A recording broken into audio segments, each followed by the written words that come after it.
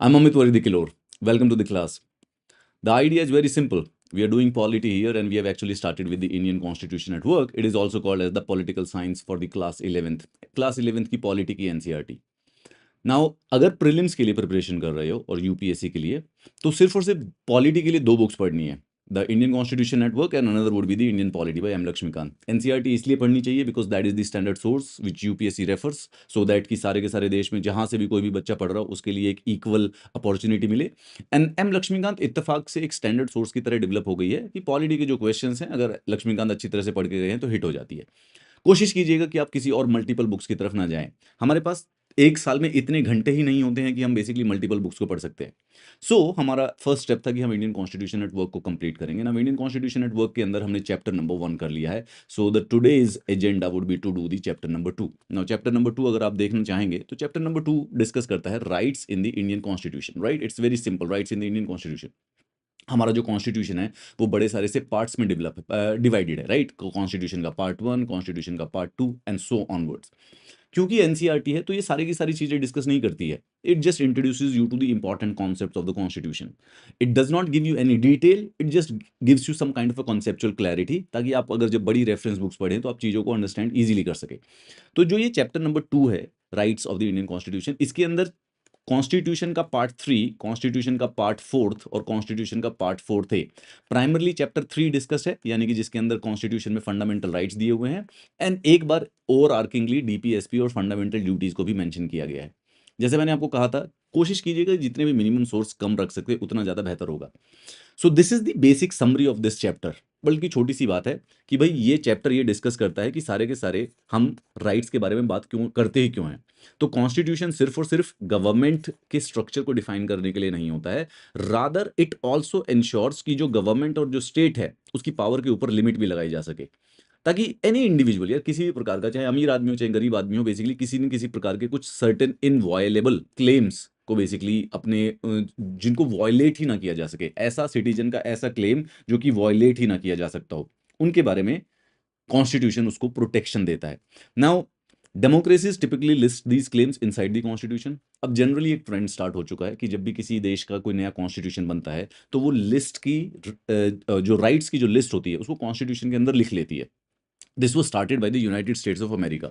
USA ने constitution बनाया था अपना 1789 में, and in 1791 they just gave certain rights जो कि किसी भी यूएस सिटीजन्स को अवेलेबल होंगे. तो हमारा जब कॉन्स्टिट्यूशन बन रहा था 1946 से 1949 के बीच, तो we also ensured the same thing कि कुछ ऐसे सिटीजन्स के राइट्स को कॉन्स्टिट्यूशन के अंदर लिख दिया जाए जो कि वॉयलेट ना किए जा सकते हो गवर्नमेंट के द्वारा. गवर्नमेंट क्या, पार्लियामेंट के द्वारा, गवर्नमेंट के द्वारा, जुडिशरी के द्वारा, किसी से भी वॉयलेट ना हो.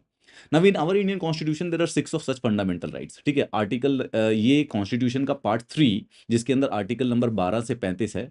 ठीक है, हर एक पार्ट जो है मल्टीपल आर्टिकल्स के अंदर डिवाइडेड है. तो जैसे पार्ट 1 ऑफ द कॉन्स्टिट्यूशन उसमें 4 आर्टिकल है, फिर उसके बाद पार्ट 2 ऑफ द कॉन्स्टिट्यूशन उसमें आर्टिकल 5 से आर्टिकल 11 तक है. उसी प्रकार से part 3 of the Indian constitution जिसमें आर्टिकल नंबर 12 से 35 तक लिखा होता है, इसको कहते हैं फंडामेंटल राइट्स वाला पार्ट. ठीक है, तो इसके अंदर जो फंडामेंटल राइट्स मेंशन्ड है वो कॉन्स्टिट्यूशन ने क्लासिफाई किया हुआ है टोटल 6 टाइप के.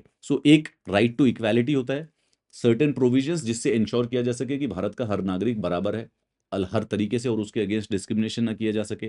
फिर एक राइट टू फ्रीडम है, यानी कि जो भारत के नागरिक हैं उनको कुछ फ्रीडम लिबर्टीज अलाउड होनी चाहिए, जैसे कि वो स्पीच कुछ बोलना चाहते हो, कोई भी प्रोफेशन करना चाहते हो, कहीं पर भी रहना चाहते हो. राइट टू लाइफ होनी चाहिए, राइट टू लिबर्टी होना चाहिए, उनको कोई इलीगली अरेस्ट ना कर सके. Then there is a protection of the exploitation. Indian citizens को एक्सप्लॉइट करने के लिए भी बेसिकली कुछ प्रोटेक्शन है. राइट टू रिलीजन होना चाहिए, एवरीबडी शुड बी, जो भी भारत के अंदर रहता है उसको अपना धर्म फॉलो करने का अधिकार होना चाहिए. Then there are some cultural and educational rights. And छठे प्रकार के राइट को कहते हैं कॉन्स्टिट्यूशनल रेमेडीज. कॉन्स्टिट्यूशनल रेमेडीज का अर्थ है कि अगर फंडामेंटल राइट्स वायलेट हों तो कॉन्स्टिट्यूशन के अंदर ही लिखा हुआ है कि उसको प्रोटेक्ट कैसे करवाया जा सकता है सुप्रीम कोर्ट से और हाई कोर्ट से. तो आर्टिकल नंबर 32 सुप्रीम कोर्ट से प्रोटेक्ट करवाता है और आर्टिकल नंबर 226 जो है वो हाई कोर्ट को भी ये प्रोटेक्शन, ये पावर देता है कि वो फंडामेंटल राइट्स को प्रोटेक्ट कर सके. देन इसके अलावा कॉन्स्टिट्यूशन के बाहर भी बड़ी सारी सी ऑर्गेनाइजेशंस क्रिएट की गई हैं, जैसे कि national human rights commission, commission for women, SC ST minorities, civil society groups हैं जो कि इस चीज़ को ध्यान में रखते हैं पर डे के हिसाब से कि भाई कोई भी जो गवर्नमेंट का या फिर जो स्टेट का ऑर्गन है वो सिविल राइट्स को या फिर फंडामेंटल राइट्स को वायलेट ना कर सके, and if that is happening we can actually take action against it. Now then उसके बाद दो चीज़ें मेंशन है यहाँ पर। एक तो directive principles of the state policy. तो जैसे फंडामेंटल राइट्स लीगल होते हैं, लीगल का मतलब प्रोटेक्टेबल है, जस्टिशिएबल है, यू कैन, अगर वो वायलेट हो तो you can go to the supreme court और हाई कोर्ट। उसी प्रकार से कॉन्स्टिट्यूशन के पार्ट फोर्थ में कुछ ऐसे प्रिंसिपल्स लिखे हैं जो कि स्टेट को फॉलो करने चाहिए, उनको डायरेक्शंस दे रखी हैं स्टेट को कि what shell the state do. अगर स्टेट बना दी गई है, गवर्नमेंट बन गया है, पार्लियामेंट बन गई है, तो what will they do, what should they do. तो kind of an instruction, it's something like कि if you're a good student, if you want to prepare for the UPSC, there are some supposed to be some instructions for you, right, कि आप क्या करेंगे क्या नहीं करेंगे। now in that context DPSPs basically defines those directions, those principles, those instructions which the government should do ताकि देश एक अच्छा वेलफेयर देश बन सके। एंड देन उसके बाद हमारे कॉन्स्टिट्यूशन का एक पार्ट फोर्थ ए भी है जिसके अंदर फंडामेंटल ड्यूटीज दी गई हैं। तो फॉर एग्जांपल अगर किसी नागरिक के पास अधिकार है तो उसके कुछ कर्तव्य भी होते होंगे, right. So with rights there also come some duties. Now ये ड्यूटीज जो थे ये हमारे ओरिजिनल कॉन्स्टिट्यूशन में नहीं थे, विच मीन्स कि जब कॉन्स्टिट्यूशन 1949 में बन के तैयार हुआ, so it did not mention anything related to the fundamental duties. However, constitution can be amended, constitution में changes किए जा सकते हैं। so in 1976 42nd amendment के द्वारा बेसिकली एक नया चैप्टर ऐड किया गया कॉन्स्टिट्यूशन में which is called as the fundamental duties, जो कि भारत के नागरिकों पर टोटल 10 मॉरल ऑब्लिगेशन देता है। और उसके बाद एक 2002 में टोटल ऐड करके एक और टोटल कर दिया था 11 इस समय फंडामेंटल ड्यूटीज हमारे देश के कॉन्स्टिट्यूशन के अंदर लिखी हुई है। तो ये छोटा सा है, ये बिल्कुल सिंपल सी बात है। This is one of the most interesting chapter, one of the most important chapter. Why? कि फंडामेंटल राइट्स और DPSP is almost you can say that is a literal favourite chapter of the UPSC, मतलब कि इससे question आना ही आना है। So when ever you start preparing for the UPSC, anything you here about fundamental rights you should actually remember it. इसकी जितनी exhaustive knowledge हो उतनी ज्यादा बेहतर है, जितनी एक्सपेंसिव नॉलेज हो उतनी ज्यादा बेहतर होगी। So let's see what this chapter does. तो छोटी सी बात से स्टार्ट करता है कि यार कॉन्स्टिट्यूशन सिर्फ और सिर्फ गवर्नमेंट के कॉम्पोजिशन और स्ट्रक्चर को बताने के लिए नहीं होता है। कॉन्स्टिट्यूशन एक ऐसा भी डॉक्यूमेंट होता है जिससे पावर्स के ऊपर लिमिट की जा सकती हो। गवर्नमेंट की पावर्स के ऊपर भी तो लिमिट रखनी है ताकि हर एक नागरिक जो है उसको कुछ ऐसे राइट्स मिले जो कि परमानेंटली उसके पास रहें, and there is no way that can actually be taken away from that person, right. That is how you protect the security and integrity and the dignity of a person. Now part 3 of the Indian constitution जो है वो fundamental right mention करता है। साथ ही साथ ये fundamental rights के ऊपर भी कौन कौन सी लिमिट है उसको भी मेंशन करता है। So for example there is an Indian citizen, they have freedom of speech and expression that is mentioned in the constitution in the article 19। But वो freedom of speech of expression को misuse भी नहीं किया जा सकता, उसके ऊपर भी रिस्ट्रिक्शन लगाई जा सकती हैं। So we can not defame anybody, we can not actually incite somebody for violence. अगर भाई आप स्पीच की एक्सप्रेशन की फ्रीडम पाते हैं तो इसका मतलब नहीं उस फ्रीडम को मिसयूज कर दो, तो कुछ उसके ऊपर रीजनेबल रिस्ट्रिक्शंस भी लगाई जा सकती हैं। So fundamental rights are to limit the state power. Also fundamental rights have themselves some reasonable restrictions also, मतलब कि रीजन के अकॉर्डिंग कुछ ना कुछ रिस्ट्रिक्ट करने की जरूरत पड़ती है। तो फंडामेंटल राइट्स को कभी कभी रिस्ट्रिक्ट भी किया जाता है। ऐसा नहीं है कि कंप्लीटली एब्सोल्यूट ही है कि अगर मैंने आपको freedom of speech of expression दे दिया तो you can say anything and whatever and at any place. चलिए बहुत सिंपल सा क्वेश्चन है, तो बात करते हैं the importance of the rights. अब ये छोटे बच्चों की एनसीईआरटी है तो कुछ एग्जाम्पल से एक्सप्लेन करने की कोशिश करती है। इट गिव्स यू एनोलॉजी या फिर एक पुराना एग्जाम्पल, एनेक्डोटल एविडेंस बताती है कि 1982 में जब एशियन गेम्स का काम चल रहा था तो जो कॉन्ट्रैक्टर थे उन्होंने बड़े सारे से कंस्ट्रक्शन वर्कर्स को एम्प्लॉय किया था।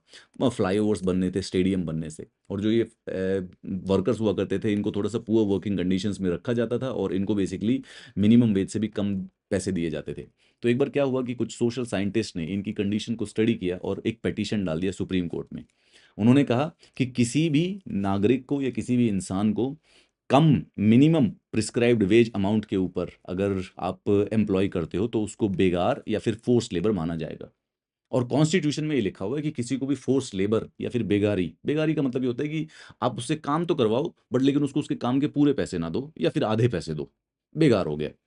तो ये फंडामेंटल राइट की वायलेशन है। तो फिर people actually filed a petition in the supreme court. Court ने इस प्ली को एक्सेप्ट कर लिया और गवर्नमेंट को इंश्योर किया कि भाई ये जितने भी वर्कर्स हैं इनको सारी की सारी वेजेस मिले। Right? It's a good example. This is basically to explain how these things work. कि कॉन्स्टिट्यूशन मेंशन करता है कुछ राइट्स को, and when we see in our society that they are being violated, so there are steps which we can take to protect them. Similarly एक और दूसरा example दिया हुआ है मचल लालंग का. 23 साल के थे, उनको अरेस्ट कर लिया गया. चुबुरु विलेज, मोरीगांव डिस्ट्रिक्ट, असम के थे. नाउ मचल के ऊपर चार्ज था कि उन्होंने ग्रीवियस इंजरीज कॉज की हैं, and he was found mentally unstable to stand trial. तो उनको बेसिकली लोकप्रिय गोपीनाथ बारदोलाई मेंटल हॉस्पिटल में तेजपुर के लिए ट्रीटमेंट के लिए भेज दिया. Now Machal was treated successfully. Doctor wrote twice to jail authorities 67 में और 96 में भी कि he is fit to stand trial. लेकिन ब्यूरोक्रेसी ऐसी होती है कि इन्होंने किसी का भी जवाब नहीं दिया. तो मचल लालंग रिमेन इन जुडिशियल कस्टडी. उसको जुलाई 2005 में छोड़ा गया जब वो 77 साल का हो गया था. 54 साल, 54 ईयर्स तक वो अंडर कस्टडी रहा, during which his case never came up for hearing. He was later on free जब नेशनल ह्यूमन राइट कमीशन ने इंटरवीन किया कि भाई जो अंडर ट्रायल हैं, कई बार कोर्ट्स उनको इतना इग्नोर कर देती हैं कि दिस इज द सिचुएशन में दे बिकम. तो एक इंडिविजुअल, एक ह्यूमन बीइंग की complete absolute whole life waste कर दी गई. वाई? क्योंकि कोर्ट ने सुनना ही, मतलब इतना कोर्ट्स ओवरबर्डन है, they didn't actually listen to him. So this means कि हमारे कॉन्स्टिट्यूशन के अंदर right to life and liberty है. हर एक सिटीजन के पास अधिकार है कि भाई अगर उसके ऊपर किसी प्रकार का चार्ज लगा है, किसी प्रकार का उसने कोई क्राइम किया है, तो उसको जो ट्रायल है, जो कोर्ट के सामने जो उसका ट्रायल होना है, जो उसकी जजमेंट सुनानी है, वो स्पीडी हो और फेयर लो. फेयर होने का मतलब सिर्फ ये नहीं है कि उसको 50 साल के बाद जवाब दिया जाए, उसको स्पीड में भी करना जरूरी है. There has to be some reasonable time जिसमें कोर्ट जजमेंट दे दे. मचल का केस ये शो करता है कि राइट्स कॉन्स्टिट्यूशन अगर ग्रांट कर दे, लेकिन अगर प्रैक्टिस में अवेलेबल ना हो तो इट्स एब्सोल्युटली पॉइंटलेस. राइट? सो दो केसेस हमको ये चैप्टर स्टार्ट करवाता है सुना के कि भाई देयर आर थिंग कि in the first instance there was a situation कि कॉन्स्टिट्यूशन की जो राइट्स थी वो वायलेट हो रही थी, लेकिन सही टाइम पे कोर्ट पहुंच गए. तो कोर्ट पहुंच गए तो वर्कर्स को बेसिकली उनकी वेजेस मिल गई. So we were able to get what we were looking for. But in the second one we didn't get it. तो फर्स्ट में कॉन्स्टिट्यूशनल गारंटी जो राइट्स थी अगेंस्ट द एक्सप्लॉयटेशन, न्याय दिला गई. लेकिन कई बार ऐसा नहीं भी होता है. सो कुछ चीज़ें लीगल हो जाती हैं, लेकिन प्रैक्टिकल होना थोड़ा सा मुश्किल होता है. Now the thing is that, वैसे ये दोनों एग्जाम्पल से हम एक्चुअली में देखें तो हम ये अंडरस्टैंड कर रहे हैं कि एक तो सबसे पहले राइट्स होने जरूरी हैं. That's the first step. बिना राइट्स हुए तो हम क्या ही कर सकते हैं. Second step is the actual implementation of these rights. भाई ये राइट्स की एक्चुअल इम्प्लीमेंटेशन भी होनी चाहिए, तभी फायदा है, वरना फिर क्या अचार डाल लेंगे खाली राइट्स को लिखने की बात है. सो डेमोक्रेसी को इंश्योर करना है कि that individuals shall have the certain rights and the government will always recognize these rights also. The way we have figured it out, the one correct way to do is that कि we should actually list these rights in the constitution itself. और इनको constitution में लिख के the list of the rights mentioned and protected by constitution is called as the bill of rights. So this is the word. देखो ये कभी कभी confuse करता है, मुझे भी कभी कभी कंफ्यूज करता था पहले. दिस वर्ड बिल, ये थोड़ा सा नॉन इंग्लिश वर्ड है. हम जो लेमन लैंग्वेज में बात करते हैं तो बिल वी आर लाइक कि हम रेस्टोरेंट में गए जो बिल है, but this is basically it means a document, document of rights. तो किसी भी कॉन्स्टिट्यूशन को आप उठाओ, उस कॉन्स्टिट्यूशन में जहां पे ऐसे राइट्स की लिस्ट लिखी हुई है उसको बिल ऑफ राइट्स कहते हैं. That's as simple as that. तो हमारे कॉन्स्टिट्यूशन में जो ये पार्ट 3 है जहां पे फंडामेंटल राइट्स लिखे हुए हैं, this is basically sort of bill of rights. ये हमारा बिल ऑफ राइट्स है. उसी तरह यूएसए के कॉन्स्टिट्यूशन में ऐसे बिल ऑफ राइट्स हैं जिसमें उन्होंने 10 अपने पूरे के पूरे फंडामेंटल राइट्स लिख रखे हैं.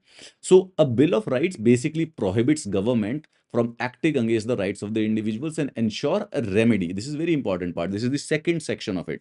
Rights होना और फिर उनकी implementation. These two are together. There is no use of writing the rights and not implementing them. जो हमने सेकंड वाला एग्जांपल देखा, that person stayed in the judicial custody for 54 years. तो वो अगर आप उसको जाके बोलोगे कि हम आपके पास तो राइट्स थे, तो it doesn't matter, right? If you don't have the implementation of the rights, writing it on a piece of paper is basically irrelevant. So remedy तभी होगी जब वो वायलेशन हो और वो इंप्लीमेंटेबल होनी चाहिए. नाउ कॉन्स्टिट्यूशन सबसे पहले प्रोटेक्ट करता है राइट्स को, बट किससे? From whom? There are three things. देखो, the rights of a person may be threatened by another person or private organization and the government. 3 लोग हैं जो कर सकते हैं. I personally, मेरे बड़े सारे से जो राइट्स थे, moral, psychological and work rights, they were violated by one of the organisation, some of the one organisation I kind of knew. The thing is that कि ऐसा पॉसिबल नहीं होना चाहिए and there should always be a remedy for that. Individual would need the protection of the government. So it is necessary कि government is bound to protect the rights of the individual. On the other hand खुद government भी जो है वो जरूरत पड़ने पर कभी कभी वायलेट कर सकती है राइट्स ऑफ द पर्सन को, तो गवर्नमेंट से भी प्रोटेक्शन चाहिए। सो देखिए, लेट्स से कि देयर इज अ पर्सन, एक तो कोई दूसरा सेकंड पर्सन इसके राइट्स को वायलेट कर सकता है, then there can be an organisation which can violate. इन दोनों से प्रोटेक्ट कौन करेगा? Government. And then there is a possibility कि government can also violate the rights of the individual. इनसे कौन प्रोटेक्ट करेगा? Well, the constitution has ensured कि इसके लिए जुडिशरी को बिठा दिया जाए कि गवर्नमेंट अगर वायलेट करती है तो कौन प्रोटेक्ट करता है? The judiciary is the thing. So let's talk about it भाई, ये हम बात करते हैं इसके बारे में, फंडामेंटल राइट्स के बारे में। कहाँ पे है fundamental rights in the Indian constitution? हमेशा ये कॉन्स्टिट्यूशन जो है, अगर आप नोटिस करोगे तो constitution was created from 1946 to 1949, right at the cusp of the freedom. तो इंडियन नेशनल मूवमेंट और कॉन्स्टिट्यूशन का बहुत ही गहरा और बहुत ही डिटेल्ड इंटीग्रल रिलेशनशिप है। सो हमेशा जब भी कभी पढ़ते हैं कोई भी इंडियन कॉन्स्टिट्यूशन की बात पढ़ोगे तो फ्रीडम स्ट्रगल का बेसिकली वहाँ पे कोर पीछे बैकग्राउंड फिलॉसफी उसी की चल रही है। So during our freedom struggle जो लीडर्स है फ्रीडम मूवमेंट के, they realise the importance of the rights and demanded कि ब्रिटिश रूलर्स उनके राइट्स को रिस्पेक्ट करें। अब देखो, कहानी बताने की कोशिश कर रहे हैं कि कैसे हमारे कॉन्स्टिट्यूशन के पार्ट 3 में फंडामेंटल राइट्स आए। मॉडर्न हिस्ट्री पढ़ेंगे हम, यहीं पे पढ़ेंगे इसी चैनल के ऊपर, लेकिन एक बार मैं थोड़ा सा बता देता हूँ कि यार साइमन कमीशन नाम का एक कमीशन बनाया गया था ब्रिटिशर्स के द्वारा 1927 में, नवंबर 1927 में बना था ये। इसका पर्पस क्या था? इसका पर्पस था कि इंडिया के, जो ब्रिटिश इंडिया के उस समय के जो लॉज हैं उनको स्टडी करे और सजेशंस दे कि क्या चेंजेस होने चाहिए। एंड एट दैट टाइम ये साइमन कमीशन के अंदर there was no Indian in it. इसके अंदर 7 लोग थे, 7 and none of them were Indian, no Indians in it. So Indians at that time protested against this commission. They said that कि you're making a commission जो कि हमको future constitutional reforms के लिए सजेस्ट करेगा, और ऐसे कमीशन में एक भी इंडियन नहीं है। तो ब्रिटिशर्स का एटीट्यूड ये था कि अभी जो इंडियंस है वो अनसिविलाइज्ड है, they do not have the capacity to create the constitution. This was taken up as a challenge by the Congress. तो कांग्रेस ने क्या किया? उन्होंने मोतीलाल नेहरू कमेटी बनाई। मोतीलाल नेहरू कमेटी यानी कि जो चाचा जवाहरलाल नेहरू जी के जो फादर थे मोतीलाल नेहरू, उस समय कांग्रेस के बड़े लीडर हुआ करते थे। और इन्होंने 1928 में kind of a demo constitution, इन्होंने, मतलब अंग्रेज सोचते थे कि तुम लोगों को पता ही नहीं है कॉन्स्टिट्यूशन क्या होता है, क्या रिफॉर्म्स आने चाहिए। सो इन्होंने एक डेमो कॉन्स्टिट्यूशन सजेस्ट किया। वो डेमो कॉन्स्टिट्यूशन में इन्होंने अपना कुछ कुछ लिखा कि भारत का फ्यूचर, 1928 में इन्होंने बताया कि भारत के फ्यूचर में किस प्रकार की गवर्नमेंट होनी चाहिए, क्या स्ट्रक्चर होना चाहिए। And in 1928, at that time, he included a chapter related to the fundamental rights. So, वो जो हमारे इंडियन नेशनल मूवमेंट के जो लीडर्स थे, दे काइंड ऑफ अंडरस्टूड कि ये सिर्फ और सिर्फ अंग्रेजों से आज़ादी की लड़ाई नहीं है, ये बेसिकली भारतीयों की ऑलमोस्ट हर गुलामी से आज़ादी की लड़ाई है। एंड उसके लिए ज़रूरी होगा कि किसी भी प्रकार का जो संविधान इस देश के भविष्य के ऊपर लागू हो, उसमें कहीं ना कहीं पर कुछ राइट्स होने चाहिए जो कि हर एक नागरिक के हों और हमेशा प्रोटेक्टेड रहे। This idea kept on developing further, ये डेवलप होता रहा, इवॉल्व होता रहा। तो जब भारत इंडिपेंडेंट हुआ और कॉन्स्टिट्यूशन को प्रिपेयर किया जा रहा था, कोई ओपिनियन, दो ओपिनियन नहीं थे कि भाई हम इंक्लूड भी करेंगे और उनको प्रोटेक्ट भी करेंगे। And constitution listed these rights and they would be called as the fundamental right. Fundamental मतलब कि इनके बिना क्या ही होगा।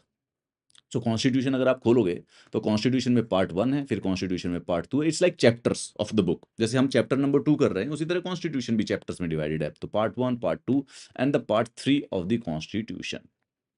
पार्ट 3 ये कॉन्स्टिट्यूशन का चैप्टर है जिसके अंदर फंडामेंटल राइट्स लिखे हुए हैं, विच बेसिकली जस्ट मीन्स कि list of those rights, those are protected by the constitution. Now सिर्फ और सिर्फ ये राइट्स नहीं होते हैं, there are other rights also. For example, ये तो हमारा कॉन्स्टिट्यूशन है, this is the constitution which is let's say the supreme law of the country. ये हमारे देश का सबसे सुप्रीम लॉ है, ठीक है। बट हमारे देश के और भी लॉज होते हैं, सुप्रीम लॉ के अलावा भी बड़े सारे से लॉज हैं जो कि पार्लियामेंट के द्वारा बनाए जाते हैं। Parliament can also make law, उसका पर्पस ही यही है, लॉ बनाना ही पर्पस है। तो ये लॉ भी आपको कुछ राइट्स दे सकते हैं, these are called as the legal rights. But something which is specifically given in the part 3 of the constitution, उसका एक एक्सक्लूसिवली स्पेशल नाम है कि वो फंडामेंटल है, वो थोड़े से स्पेशल है बाकी सबसे ज्यादा, ठीक है। तो वन वर्ड फंडामेंटल का मतलब क्या है? दे आर सो इंपॉर्टेंट कि इनको एक सेपरेटली लिस्ट बना रखा है और इनके लिए हमने स्पेशल प्रोविजन बना रखे हैं। And they are also so important कि खुद कॉन्स्टिट्यूशन ने इनको प्रोटेक्शन दे रखी है कि ये गवर्नमेंट भी वायलेट नहीं कर सकती है। देखो बाकी जो राइट्स होते हैं, जो पार्लियामेंट के लॉ से बनते हैं, लीगल राइट्स जिनको कहा जाता है, दे आर ऑल्सो प्रोटेक्टेड। ऐसा नहीं है कि उनको कोई वायलेट कर सकता है, लेकिन उसमें चेंजेस आसान है, उसमें गवर्नमेंट उसको चेंज आसानी से कर सकती है और उसके लिए रेमेडी अवेलेबल है, no doubts about it, but उसको लॉ प्रोटेक्ट करता है। Constitution is just something special, ठीक है, just just just just just one notch above each and everybody else. तो fundamental rights they are different from the other rights. तो जो ordinary legal rights हैं, they are also protected, they are also enforce, but generally by the ordinary law. पर यहां पर थोड़ी सी बस special बात है कि fundamental rights they are protected and guaranteed by the goddamn constitution of the country, precisely. So ordinary rights may be changed by the legislature. जो legal rights होते हैं उनको कभी भी लेजिस्लेचर या पार्लियामेंट चेंज कर सकता है। Fundamental rights can also be changed, but it is a difficult process. वो भी किए जा सकते हैं पर उसका लंबा प्रोसेस होता है, it's a complex process. Fundamental right may be changed, but उसके लिए आपको पूरा का पूरा कॉन्स्टिट्यूशन ही अमेंड करना पड़ेगा। Second, no organ of the government can act in a manner that violates them. And specifically judiciary को ये पावर भी दे रखी है, पहले तो पावर है उनके पास, और दूसरा रिस्पॉन्सिबिलिटी है कि वो फंडामेंटल राइट्स को प्रोटेक्ट करे अगेंस्ट दी एक्शंस। खुद जुडिशरी भी नहीं कर सकती, मतलब अगर जुडिशरी भी फंडामेंटल राइट्स को वायलेट करेगी तो you can also go against the judiciary also. So executive as well as the legislative. Executive का मतलब गवर्नमेंट के जो एक्शंस होते हैं, और लेजिस्लेटिव का मतलब पार्लियामेंट या विधानसभा के जो एक्शंस होते हैं, उनको जुडिशरी इलीगल डिक्लेयर कर सकती है अगर वो फंडामेंटल राइट्स को वायलेट करेंगे या फिर फंडामेंटल राइट्स को अनरीजनेबली रिस्ट्रिक्ट करेंगे, which means you can reasonably restrict the fundamental right. Reasonably किया जा सकता है। फॉर एग्जाम्पल कि भाई freedom of speech of expression है, बट गाली देने की फ्रीडम ऑफ स्पीच नहीं है, ठीक है, तो इसका मतलब ये लीगल हो गया, ये मतलब लॉजिकल रीजनेबल हो गया। बट फ्रीडम ऑफ स्पीच ऐसी रैंडमली बंद कर देगी, नहीं तुम नहीं बोल सकते।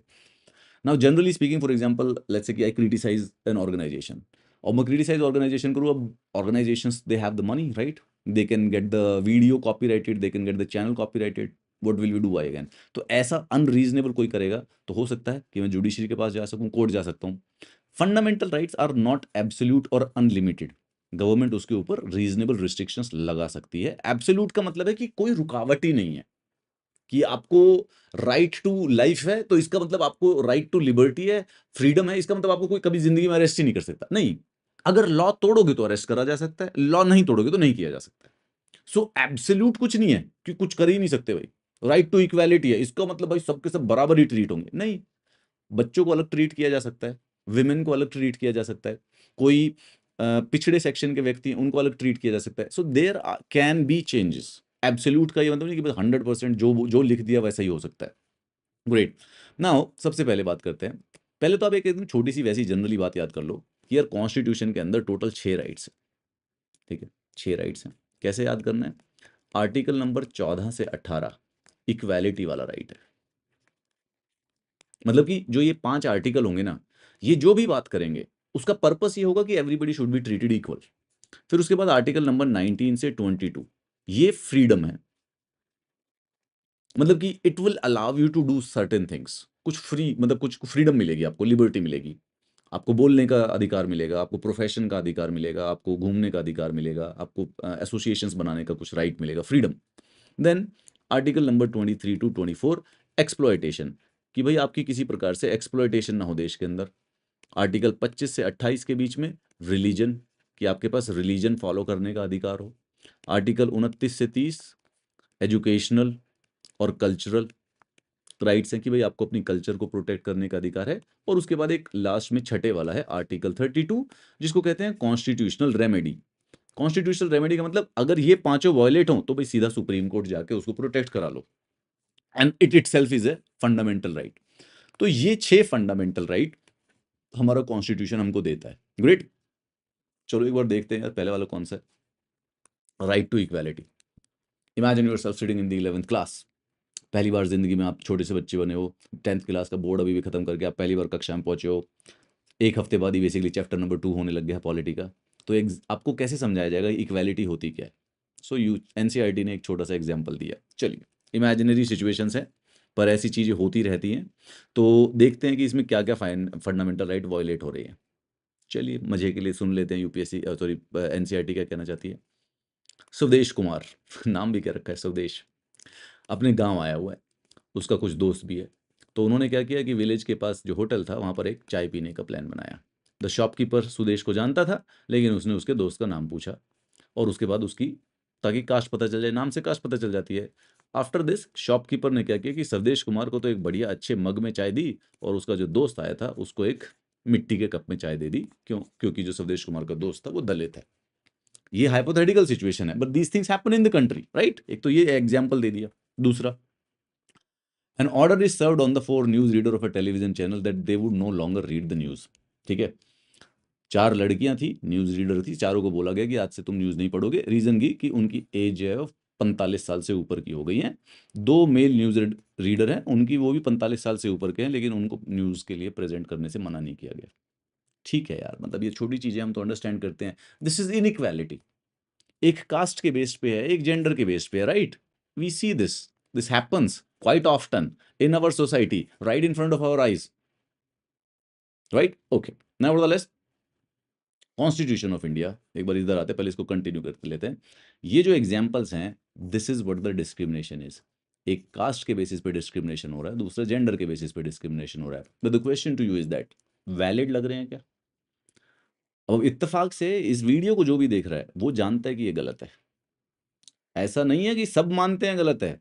There would be people in there are still people in our country who would believe कि ठीक है ये सब सही है।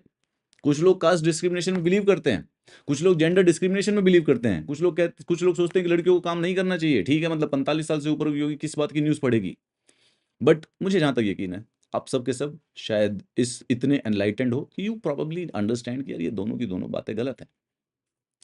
राइट टू इक्वालिटी जो कॉन्स्टिट्यूशन में ऐड की गई है, उसका एग्जैक्टली यही पर्पस है कि इस प्रकार की डिस्क्रिमिनेशन ना हो। उसी राइट टू इक्वालिटी में लिखा गया है, कॉन्स्टिट्यूशन में लिखना पड़ा यार हमें कि इक्वल एक्सेस मिलना चाहिए। जो पब्लिक जगह के शॉप होते हैं, होटल होते हैं, एंटरटेनमेंट जैसे मूवी हॉल हो गया, कुएं हो गए, बेदिंग घाट हो गए, मंदिर हो गए, यहाँ पर सब जगह बराबरी होनी चाहिए, सबको इक्वल एक्सेस, चाहे लड़की हो चाहे लड़का हो। There can not be any discrimination. कौन सा? इन 5 चीज़ों के बेसिस पे। And this is the key word here. सबसे पहले ये जो वर्ड है इसको आज आप अभी मेंशन कर लो, ये लक्ष्मीकांत में हम पढ़ेंगे बड़ी अच्छी तरह से। Only only only on religion, race, caste, sex or the place of birth. That is what the key is, my dear friend. ये जो 5 चीजें हैं।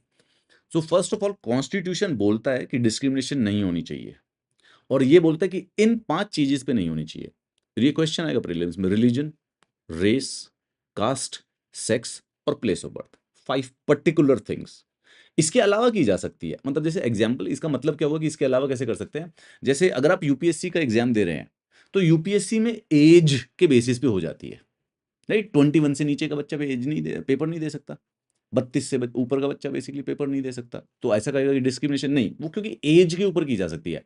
Qualification, you should be A graduate while preparing for the UPSC, वो यहाँ पे mention नहीं है qualification. But religion के बेसिस पे नहीं होती।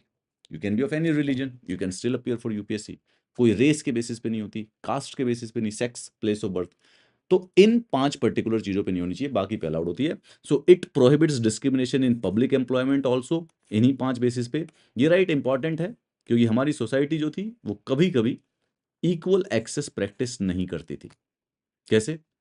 हमारी साउथ एशिया की जो सोसाइटीज हैं, उनके अंदर एक यूनिक प्रथा डेवलप हो गई थी जिसको छुआछूत की प्रथा कहते हैं, the practice of the untouchability. And it is one of the crudest, as the NCERT states, manifestations of the inequality. This has been abolished under the right to equality. Legally abolish कर दिया है, legally तो abolish कर दिया है हमने, law में लिख दिया कि ऐसा नहीं होना चाहिए। ऑब्वियसली प्रैक्टिकली सोसाइटी में एग्जिस्ट करता है। द सेम राइट प्रोवाइड्स के state shall confer no title on a person except जो मिलिट्री और एकेडमिक फील्ड पे हो। ये क्या क्वेश्चन है? कभी कभी जब हम भारत आज़ाद नहीं था तो कुछ लोग नवाब होते थे, कुछ लोग प्रिंस होते थे, और जो ब्रिटिश गवर्नमेंट थी वो लोगों को टाइटल्स दिया करती थी जो कि उनको अलग बना देता था नॉर्मल लोगों से, ऑर्डिनरी लोगों से, प्रजा से अलग हो जाते थे वो। तो कॉन्स्टिट्यूशन ने इंश्योर किया कि आज़ादी के बाद जब से संविधान के अंदर रहेंगे तो कोई खास आदमी नहीं है, सबके सब बराबर हैं। ये टाइटल वाइटल नवाबी और ये जो रजवाड़ी है ये नहीं रहेगी अब, एवरीबडी इज इक्वल। हाँ, अकेडमिक टाइटल जैसे कि डॉक्टर, मिलिट्री वाले टाइटल जैसे कि कर्नल, ये सब अलाउड है। This is just basically just referencing to their merit.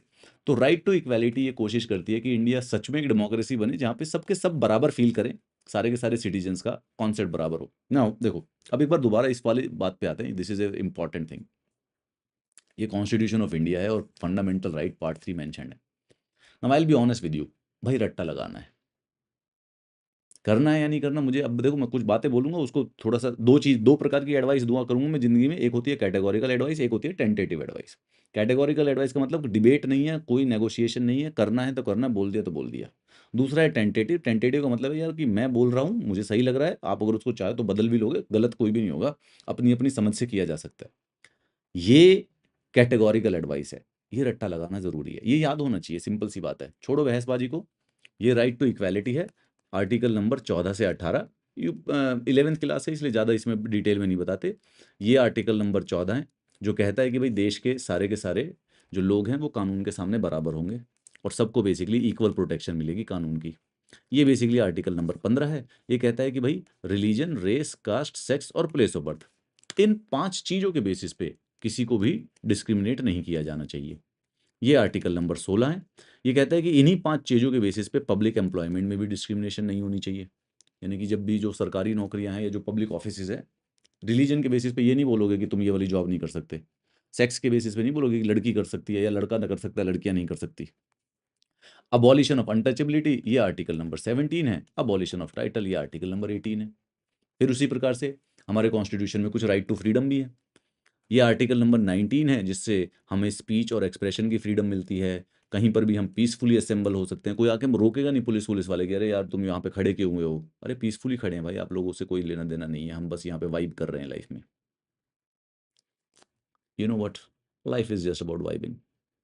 कुछ नहीं है, मैं पहले बता देता हूँ, भगवान बुद्ध के बारे में मैंने बहुत पढ़ा हुआ है और भगवान महावीर के बारे में बहुत बहुत पढ़ा हुआ है, फिर मैंने गांधी जी के बारे में पढ़ा, उसके बाद मैंने फ्रॉयड भी पढ़ लिया, मार्क्स भी पढ़ लिया, जितना एरिस्टोटल, प्लेटो पढ़ के, कांट, विटगेस्टाइन सब पढ़ के मैंने पढ़ा है।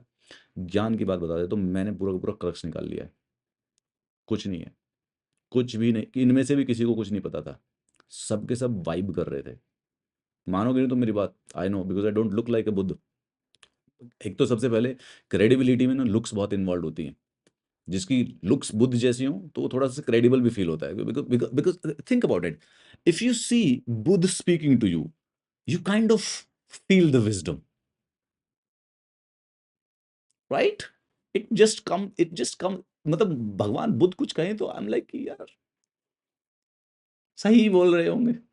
However, let me tell you, मैं पढ़ लिया philosophy, there is no secret, there is none, nobody knows anything, everybody is bringing it out, सबके सब वाइब कर रहे हैं। लास्ट में जिंदगी में 2 ही चीजें बता देता हूँ, just figure a way out to make a living.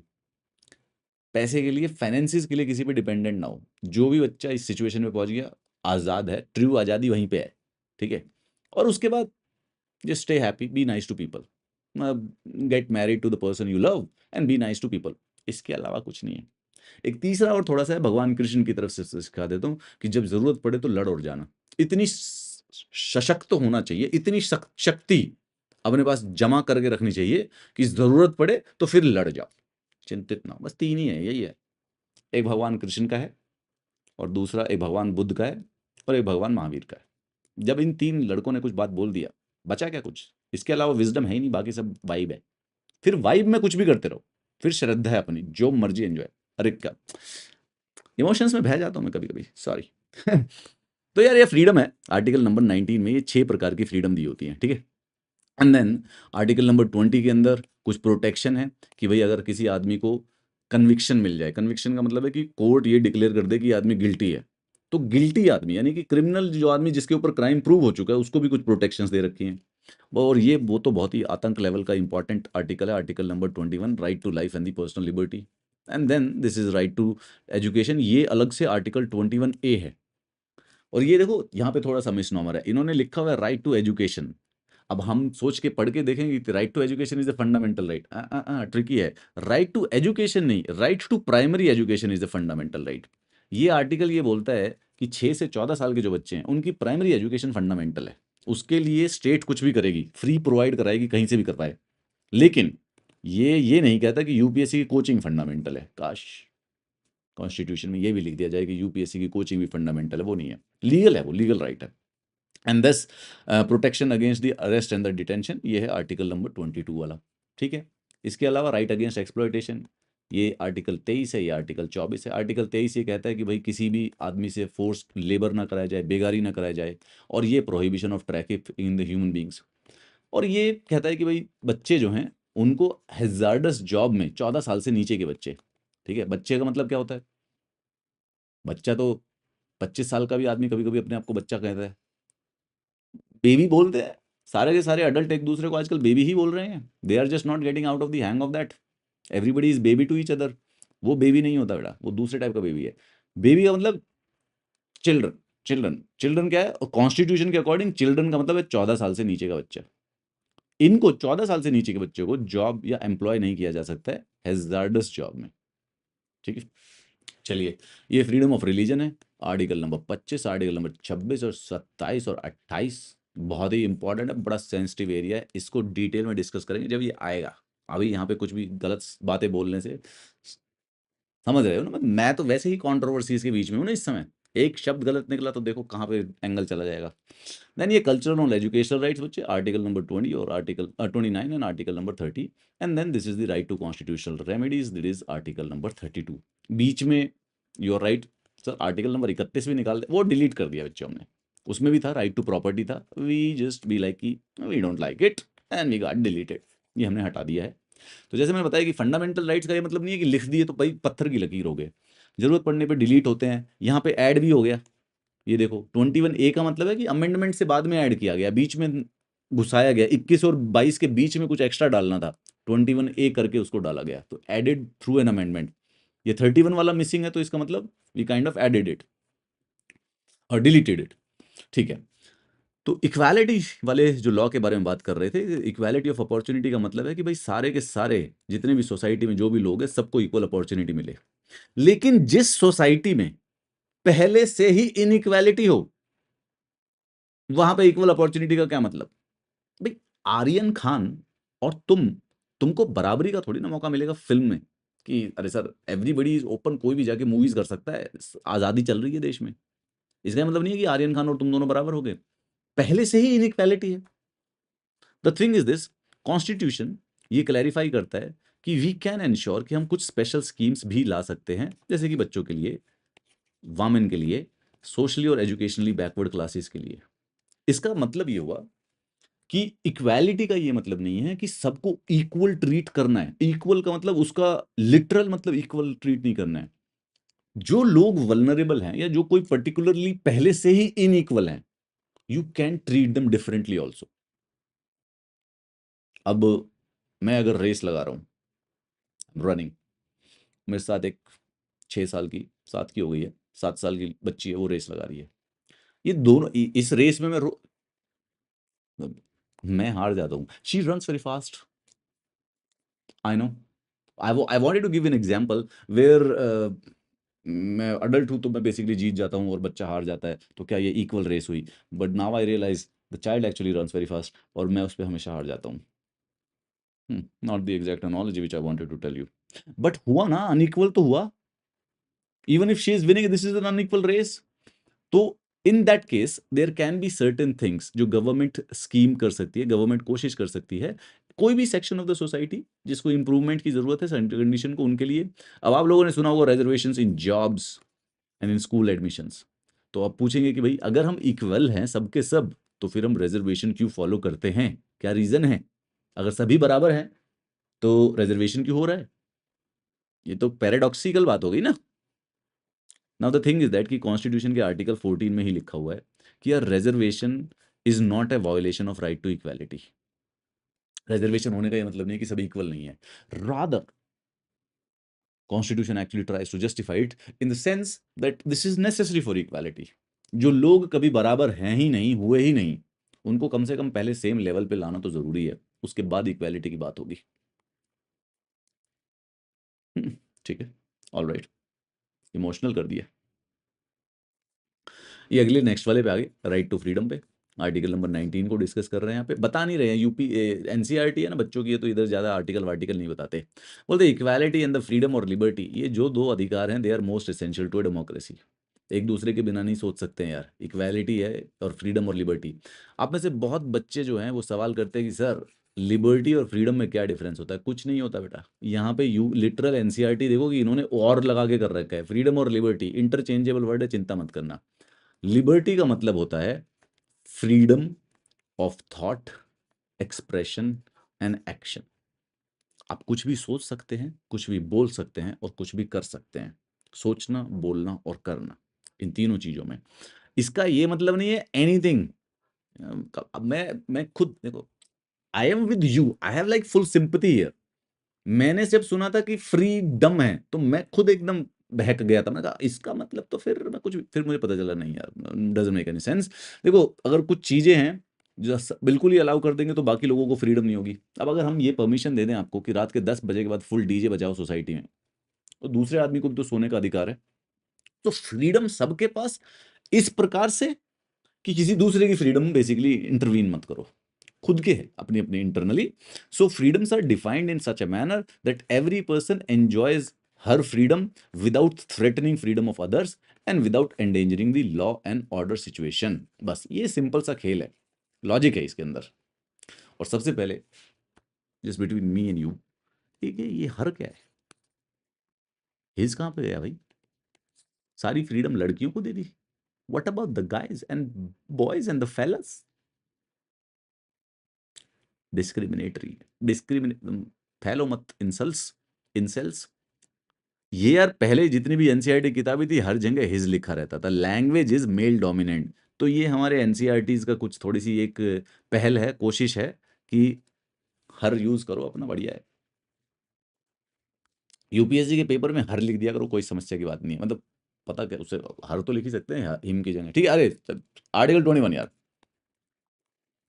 Article 21, the foremost rights amongst the rights to freedom is the right to life and personal liberty. Foremost का मतलब जो सबसे इंपॉर्टेंट वाला राइट है, right to life and personal liberty. Personal liberty का मतलब है कि आपको कोई पकड़ के नहीं रख सकता, जेल में ऐसे रोक के नहीं रख सकता, अगर लॉ ना तोड़ा हो तो। ऐसा नहीं सर, लॉ तोड़ोगे तो रोक सकते हैं। No citizen can be denied his or her life except by the procedure as laid down under the law. तो किसी को फांसी नहीं चढ़ाया जाएगा और किसी को भी बेसिकली जेल में नहीं डाला जाएगा अनटिल अनलेस लॉ के अंदर लिखा हुआ है कि कुछ है। कोई पर्सनल लिबर्टी नहीं। सो मतलब कोई किसी को अरेस्ट नहीं कर सकता है जब तक उसको ना बताया जाए कि किस बेसिस पे अरेस्ट कर सकता है। अरेस्ट करेंगे तो उसको बेसिकली एक लॉयर भी मिलेगा। पुलिस जब भी अरेस्ट करती है तो 24 घंटे के अंदर अंदर उसको मजिस्ट्रेट के पास लेके जाया जा सकता है। मजिस्ट्रेट जो कि है पुलिस का पार्ट नहीं होता है, right. Magistrate is part of not the executive. उसको बेसिकली वो डिसाइड करता है कि अरेस्ट सही किया है या नहीं किया है। तो this right is not just confined to a guarantee against taking away of individual's life, but as wider explanation। तो जो ये आर्टिकल 21 था, इसमें सिंपल ये बात नहीं है कि राइट टू लाइफ है। Supreme court is the interpreter of the constitution. क्या है भाई? Interpreter of the constitution. तो कॉन्स्टिट्यूशन के जो शब्द हैं उनका लिटरल अर्थ क्या होता है उसको सुप्रीम कोर्ट बताता है, और बदल भी सकता है। मतलब कि लिटरल अर्थ, जैसे मैं आपके लिए चांद और तारे तोड़ लाऊंगा, ये जो बात कही गई है, कोई आदमी, कोई बच्चा बोले, कोई एक आदमी कुछ हो सकता है, कुछ बोले कि लाओ लाओ एक्चुअल चांद को जमीन पर लेके आओ, अब बोल दिया है तो। लेकिन फिर कोई ये भी तो कह सकता है कि कहने का मतलब था कि I would work very hard for you and I would ensure that हम सब अपना दोनों मिलके घर बना ले, है ना। शब्दों की इंटरप्रिटेशन, कॉन्स्टिट्यूशन भी वर्ड्स ही तो है। उसकी एक्चुअल इंटरप्रिटेशन की जो रिस्पॉन्सिबिलिटी और जो पावर है that belongs to the supreme court. तो सुप्रीम कोर्ट ने क्या किया कि जो ये आर्टिकल 21 लिखा हुआ था जिसमें लिखा हुआ है right to life and personal liberty, ये शब्द लिखे हुए हैं, तो इसको सुप्रीम कोर्ट ने इंटरप्रेट करके एक्सपैंड कर दिया इसके कॉन्सेप्ट को। उन्होंने कहा कि इस राइट के अंदर सिर्फ जिंदा रहना क्या राइट होता है, right to live with human dignity होता है, right to live without exploitation होता है। तो जैसे रहने का जो अधिकार है वो भी इसी के अंदर है ना। मतलब अब सड़क पे रहना कोई रहना थोड़ी ना है भाई, रहने का भी अधिकार, शेल्टरहुड भी होना चाहिए, livelihood. No person can live without the means of living. फिर उसके बाद प्रिवेंटिव डिटेंशन, ये यार आर्टिकल नंबर 22 के अंदर दिया गया है। ये थोड़ी यूनिक सिचुएशन है, मैं आपको आगे लक्ष्मीकांत में पढ़ाऊंगा। बात यह है कि ordinarily a person would be arrested after he or she has reportedly committed some offence. Generally speaking, जब कोई आदमी कुछ क्राइम करता है, ये उसके ऊपर एलिगेशन होती है कि उसने क्राइम किया, उसके बाद ही अरेस्ट किया जाता है। However there are exceptions to this. Now किसी और कॉन्स्टिट्यूशन में नहीं है वर्ल्ड के, ये यूनिक है, this is unique to Indian constitution. थोड़ा सा ये नॉन डेमोक्रेटिक सिस्टम है, लेकिन अब क्या करें यार, थोड़ा बहुत अलग अलग चलता रहता है, थोड़ी थोड़ी चीज़ें, कुछ कुछ कमियां तो हर घर में होती हैं। The thing is that sometimes a person can be arrested simply out of an apprehension कि ये आदमी कुछ ना कुछ अनलॉफुल एक्टिविटी करेगा, शक होने पे ये करेगा, कुछ ना कुछ कांड करने की अवस्था दिख रही है इसकी, करने से पहले ही इसको धर लिया जाए। Not my words. I'm just imagining probably a police officer would think like that. Definitely not these kind of words I use in my day-to-day language. I actually do. So this is known as the preventive. Preventive का मतलब crime को prevent करने के लिए detain कर लिया। सो अगर government को लगता है कि यार कोई आदमी है जो लॉ एंड ऑर्डर को पहले से थ्रेट है, भारत की पीस और सिक्योरिटी पे खतरा बन सकता है, तो उसको करने से पहले ही अरेस्ट कर लो। लेकिन एक रूल है, एक बार करोगे तो सिर्फ 3 महीने तक तो उसको अरेस्ट किया जा सकता है। 3 महीने के बाद भी उसको अगर डिटेंशन में ही रखना है तो फिर बेसिकली वो एक केस जो है एक एडवाइजरी बोर्ड के पास भेज दिया जाता है, वो फिर रिव्यू करके उसके ऊपर जजमेंट देता है। Preventive detention looks like an effective tool in the hands of the government. अच्छा लग रहा है ना, सो गुंडों को पहले ही पकड़ लो क्राइम करने से पहले, सुनने में बहुत अच्छा लगता है। लेकिन क्या है कि जिंदगी में जो भी अच्छी चीजें हैं वो बुरी चीजें, बुरे के लिए भी यूज हो सकती है। न्यूक्लियर बॉम्ब देख लो यार, न्यूक्लियर से पावर भी कर सकते हो, बॉम्ब भी कर सकते हो, सुनने में अच्छा है, बट ये मिसयूज भी हो सकता है, कभी कभी गवर्नमेंट मिसयूज कर लेती है। गवर्नमेंट को अगर सिर्फ शक के बिना पे किसी को अरेस्ट करना है तो फिर तो रुकावट ही नहीं है, फिर किसी को भी अरेस्ट कर लो। Many people think that there must be थोड़े से ज़्यादा सेफगार्ड होने चाहिए, ये मिसयूज किया नहीं जाता है और कभी बहुत रेयरली यूज होना चाहिए।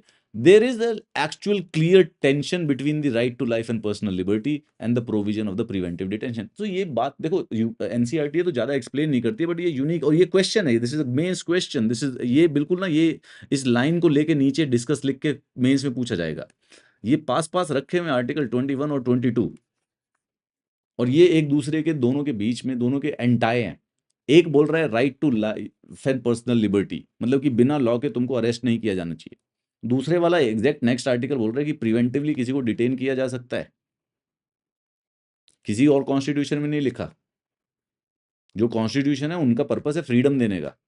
भाई सरकार क्या, सरकार हमने चुनी है, मैंने चुनी है सरकार, मेरे ऊपर किस बात की भौकाली दिखा रही है भाई। ये सब के सब एमपी एमएलए आईएएस मेरे नीचे काम करनी चाहिए, नॉट एज इन मेरे मेरे as in Indian citizens, not me. Indians, they are like government, Indian administrative servant. Don't feel like it, right? तुम भी इसलिए थोड़ी ना बनना चाहते हो आईएएस की सर्वेंट हो जाओगे, तुम तो इसलिए बनना चाहते हो ना कि किंग किंग हो जाओगे। But sort of the thing is that कि या that's it, well done, well said. Okay, दूसरी फ्रीडम यार, there are some other rights also. सबके ऊपर कुछ ना कुछ रिस्ट्रिक्शंस लगती हैं, जैसे कि freedom of speech of expression है, उसके ऊपर रिस्ट्रिक्शंस लगती है कि ऐसी कोई freedom of speech of expression speech नहीं दे सकते जिससे पब्लिक ऑर्डर खराब हो जाए, या जिससे पीस बिगड़ जाए, या जिससे मोरालिटी खराब हो। अगर फ्रीडम टू असेंबली मिली हुई है, वो भी तभी कर सकते हो जब पीसफुली असेंबल हो रहे हो बिना हथियारों के। पता चले अपने सबके सब एक आधे कट्टा वट्टा लेके बेसिकली मार्केट में 6-7 लोग खड़े हो गए, पुलिस पकड़ने आई, बोले कि अरे नहीं नहीं, कॉन्स्टिट्यूशन का आर्टिकल 19 चिपका दिया।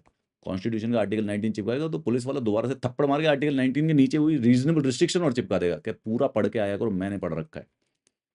बिना आर्म्स के असेंबली होती है, हथियारों के साथ असेंबली कोई नहीं है। सो गवर्नमेंट रिस्ट्रिक्शंस भी डाल सकती है। कभी कभी भाई एरिया में राइट्स वाइट्स होने लगे तो उसमें कर्फ्यू वर्फ्यू भी लग सकता है। नाउ एडमिनिस्ट्रेशन मिसयूज भी कर सकता है। अगर कोई जेन्युइन प्रोटेस्ट चल रहा हो गवर्नमेंट के अगेंस्ट और वहां पर गवर्नमेंट बोलेगी अरे ये तो प्रोटेस्ट ही बेसिकली पीस को डिस्टर्ब कर रहा है, तो ऐसे में ज़रूरी है कि people are aware and vigilant कि उनके राइट्स क्या हैं, और एडमिनिस्ट्रेशन को कभी भी मिसयूज ना करने दे। कॉन्स्टिट्यूएंट असेंबली जब हो रही थी तब कई लोगों ने बोला कि सर रिस्ट्रिक्शंस लगाओ ही मत, राइट्स पे पूरे के पूरे एब्सोल्यूट रहने दो, जो होगा देखा जाएगा, एकदम एकदम सारे के सारे भारतीयों को फ्री कर डालो। लेकिन पड़ जाती है यार, जरूरत पड़ जाती है। देखो सच्ची बात बताए, माना तुम लोग सोचते हो कि जब तुम बड़े हो जाओगे जो तुम्हारे बच्चे होंगे तो उन बच्चों को बिल्कुल फ्री कर दोगे, ऐसा मन करता है ना तुम्हारा दिल में कि अरे सब मैं तो सब मेरे मम्मी पापा जो मेरे को रिस्ट्रिक्शंस देते हैं वो मैं नहीं दूंगी। मैं जो स्पैगेटी पहन के मैं जो रात को 8 बजे पार्टी करना चाहती हूँ, मेरे पापा रोक लेते हैं। मेरे बच्चे होंगे तो बेटा जब खुद के होते हैं तो फिर सभी रोकते हैं। ऐसा पिछले 200 जनरेशन से चलता आया है। हर लड़का लड़की यही सोच रहे हैं कि हमारे माता पिता किस प्रकार के, मैं जब खुद माता पिता बनूंगा तो मैं तो अपने बच्चों को फुल फ्रीडम, नहीं होता कोई फायदा। खुद माता पिता होते ही सारी रिस्ट्रिक्शन ऑटो ऑन हो जाती हैं। इसीलिए भारत के संविधान में भी कुछ रीजनेबल रिस्ट्रिक्शंस लगी हुई हैं। ठीक है, लगे रहने दो, क्या समस्या है, जीवन में चलता रहना चाहिए थोड़ा बहुत। So the rights of the accused, now this is talking about the article number 20। ठीक है, अक्यूज्ड वो होता है जिसके ऊपर क्राइम का चार्ज लगा है, मतलब कि ऐसा नहीं है कि वो गिल्टी है, अभी उसने कोर्ट ने जजमेंट नहीं दी है कि इस आदमी ने क्राइम किया है, he has just been accused of any kind of offence जो कि लॉ में लिखे हुए हैं। जनरली हम कभी कभी ये मिस इंटरप्रेट कर लेते हैं that the person who is accused, जिसको भी चार्ज किया गया है, वो बेसिकली किसी प्रकार से गिल्टी है, मतलब उसने क्राइम किया था। लेकिन ऑफिशियली जो लॉ का वर्जन है, no one is guilty unless the court has declared it, यानी कि अक्यूज का मतलब है कि इसके ऊपर चार्ज लगा हुआ है, इसके ऊपर इल्जाम लगा हुआ है। कन्विक्शन का मतलब है कि हाँ, अब ऑफिशियली इसका माना गया है कि इसने क्राइम कर दिया है। तो जो भी आदमी अक्यूज होता है क्राइम के लिए, उसको ऑफिशियली जब तक, क्योंकि अभी उसका ये तो डिक्लेयर नहीं हुआ कि उसने क्राइम किया है, उसको अपॉर्चुनिटी मिलती है अपने आप को डिफेंड करने के लिए। नाउ टू इंश्योर कि भाई कोर्ट्स के अंदर फेयर ट्रायल हो, कुछ राइट्स मिलते हैं हमें कॉन्स्टिट्यूशन के अंदर। सबसे पहला राइट ये है, no person would be punished for the same offence more than once. एक तो कॉन्स्टिट्यूशन में ये लिखा हुआ है कि भाई अगर एक क्राइम किया है तो उसकी एक ही बार पनिशमेंट मिलेगी, you can not repeat the punishment again and again. No law shall declare any action is illegal from a back date, कोई भी ऐसा कानून नहीं बनाना चाहिए जो कि बेसिकली रेट्रोस्पेक्टिवली या पीछे की किसी डेट से बेसिकली क्राइम डिक्लेयर कर दे। तो अगर आज एक पर्टिकुलर डेट 2025 चल रहा है, तो कोई ऐसा कानून नहीं बन सकता जो किसी चीज को 2022 से क्राइम बना सकता है। Net retrospect criminal legislation possible नहीं है, अलाउड नहीं है कॉन्स्टिट्यूशन के according. And no person shall be asked to give evidence against himself और हरसेल्फ। दूसरा and the last one, third one, कि आप अपने खुद के केस में, क्रिमिनल केसेस में विटनेस नहीं हो सकते हो। द पुलिस और द प्रोसिक्यूशन और the state will have to get the evidence to prove कि आपने बेसिकली क्राइम किया था। Right against exploitation, this is the article number 23 और 24। ऐसा देश जहाँ पे बहुत सारे लोग अंडर प्रिविलेज्ड हों और डिप्राइव्ड हों, वहाँ पर बहुत इजीली लोगों को एक्सप्लॉइट किया जा सकता है।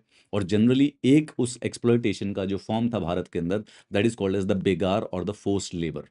बेसिकली कहीं पर भी काम करना और उसकी पेमेंट उसको ना देना। Another closely related is buying and selling of the human beings and using them as slaves.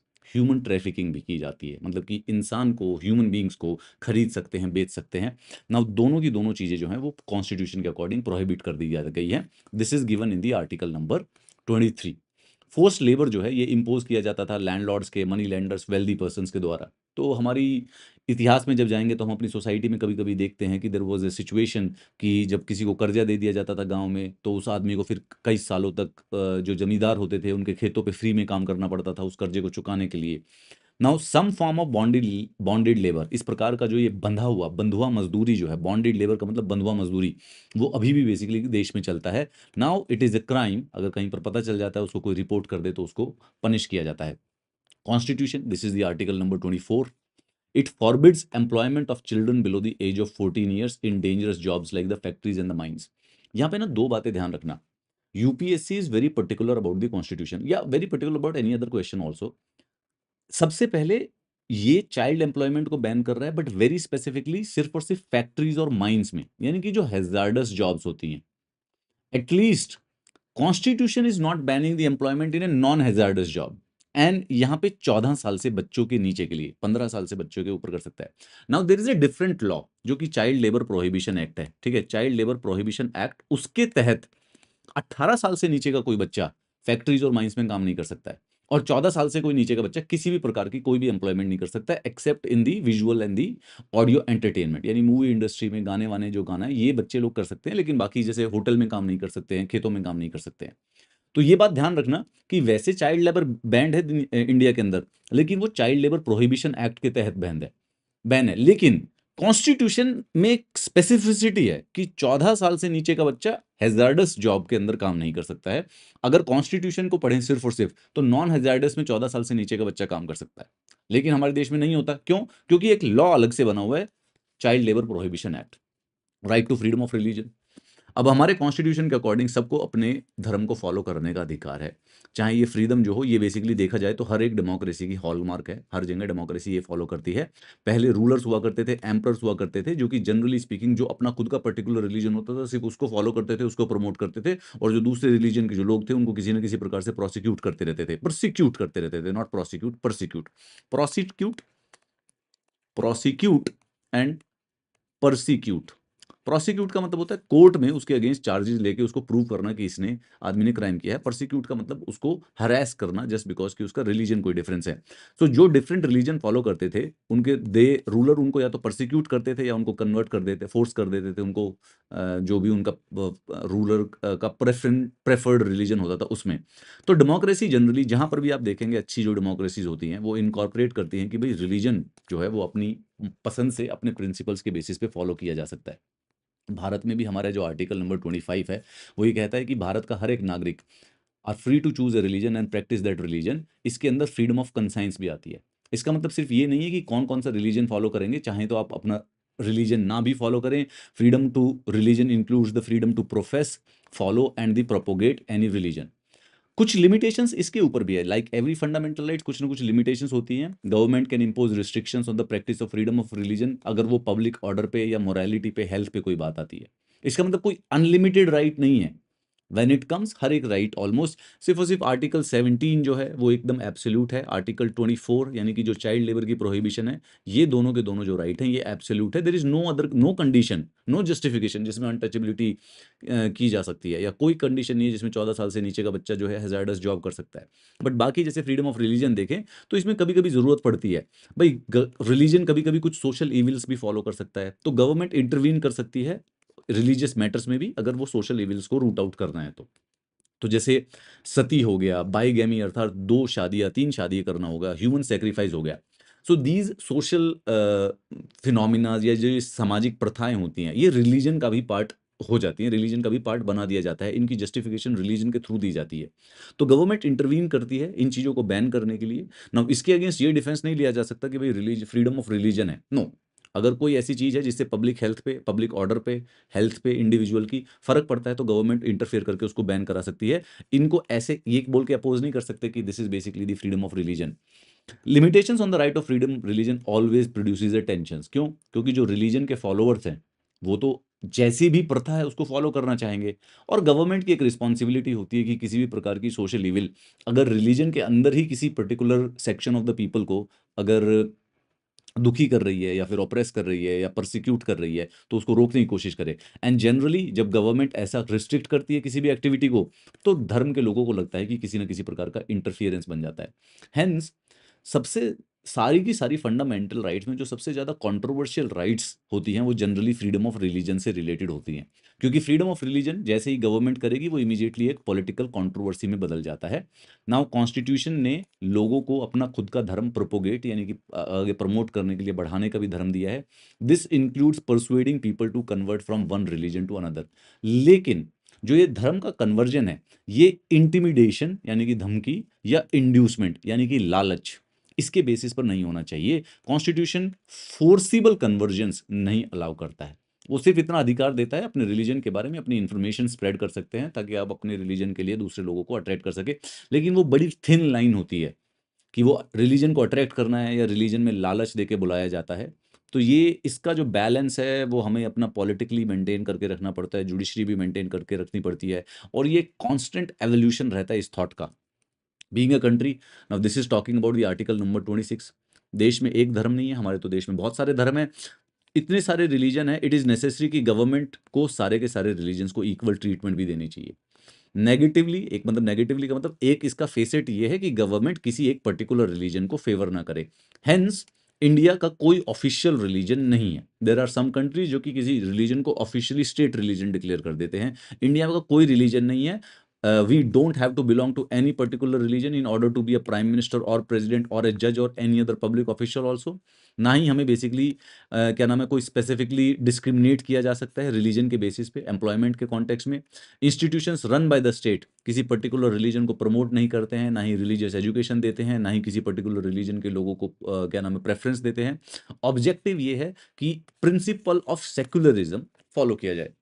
Now secularism जो वर्ड है वो रिसेंट टाइम्स में लोडेड हो गया है। Generally speaking there is a value judgement involve in the secularism, but in the context of the academic it basically means when state does not have a religion. इसका simple सा अर्थ ये है कि स्टेट किसी पर्टिकुलर रिलीजन को preference नहीं देती है, बस इतना। तो सेकुलरिज्म के और भी बड़े सारे से मतलब है, and then there is a lot of value judgement related, थोड़ा सा लोडेड भी वर्ड हो गया, पर हम यूपीएससी के कॉन्टेक्स्ट में या बुक्स के एकेडमिक के कॉन्टेक्स्ट में बात करें तो सेकुलरिज्म का सिंपल सा अर्थ इतना है कि स्टेट का कोई रिलीजन नहीं होता है। स्टेट जिसको, जब जो भी स्टेट किसी पर्टिकुलर रिलीजन को प्रोफेस नहीं करती, प्रोपोगेट नहीं करती, that means that is a secular state. किसी पर्टिकुलर रिलीजन को आप फॉलो करते हैं स्टेट के अकॉर्डिंग, जैसे कभी पाकिस्तान ने इस्लाम को अपना नेशनल धर्म डिक्लेयर किया हुआ है, तो इसका मतलब वो हो गया थोड़ा सा religious country. India is a secular country in the sense that we do not have a particular religion that is chosen or promoted by the state. Cultural or educational rights, this is the article number 29 और 30। हमारा देश बहुत diverse है ना। ये आपने बहुत ही common क्या कहते हैं यूनिटी इन डाइवर्सिटी वाला जो कॉन्टेक्स्ट है, ये आपने सुना ही होगा, unity in diversity. Our country is like a continent in all probabilities, right. हम अलग से वैसे एशिया में आते हैं, बट खुद अगर अकेला इंडिया एक अकेला लैंड मास होता तो दूसरे कॉन्टिनेंट से भी रिच होता। हमारी डाइवर्सिटी है, एक कोई मोनोलिथिक सोसाइटी नहीं है। हर जगह पे डाइवर्सिटी है, मतलब सोशल सेक्शंस में कुछ छोटे स्मॉल सेक्शंस है, लैंग्वेज में है, रिलीजन में है, क्लोथ्स में है, फूड में है, कल्चर में है, डांस में है, everything. Think about a word and you'll actually find कि this is diverse. So if a group is in minority, अगर कोई छोटा ग्रुप है, कोई छोटी मतलब कुछ ऐसे लोग हैं जो कि एक ऐसी भाषा बोलते हैं जो कि लेट्स से कि 1 ही लाख लोग भाषा बोलते हैं, और कोई एक ऐसी भाषा है जो कि 5 करोड़ लोग बोलते हैं, तो करना क्या चाहिए? क्या ये जो 1 लाख वाली भाषा, 1 लाख जो लोग हैं, जो ये छोटी जो एक ऐसी भाषा बोलते हैं जो कि सिर्फ 1 लाख लोग बोल रहे हैं, क्या इनको बड़े मेजॉरिटी वाली भाषा को अपना लेना चाहिए? अब हमारा कॉन्स्टिट्यूशन मानता है कि यार डाइवर्सिटी एक प्रकार की स्ट्रेंथ होती है।